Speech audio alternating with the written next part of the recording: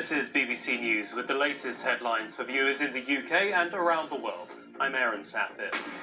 Thousands of people across Britain take part in more anti-racism protests. In Bristol, a statue of a 17th century slave trader is torn down and rolled into the river. It represents years of hurt and just a lot of emotion and hatred that has been built up inside of us. We've internalised for years.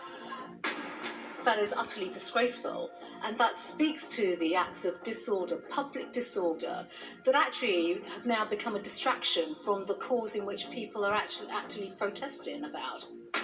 In London, a huge crowd gathered at the US Embassy as anger over the killing of George Floyd in Minneapolis widens to a call for change here.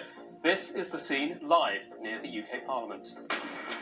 Thousands of people continue to take part in peaceful protests against police brutality and racism in the US. Huge crowds have gathered in cities and towns across the country. The number of people worldwide who've died from coronavirus has passed 400,000. More than a quarter of those deaths have been in the US.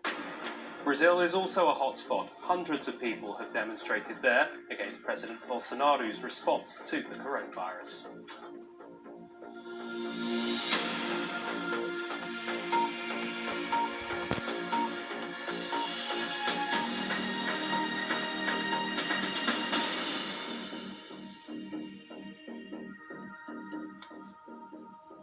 Hello and welcome. Here in the UK, thousands of people have defied a ban on mass gatherings to join rallies triggered by the killing of George Floyd, the unarmed black man who died in police custody in the United States. Demonstrators in the city of Bristol pulled down a bronze statue of a 17th century slave trader, Edward Colston, and threw it into the harbour.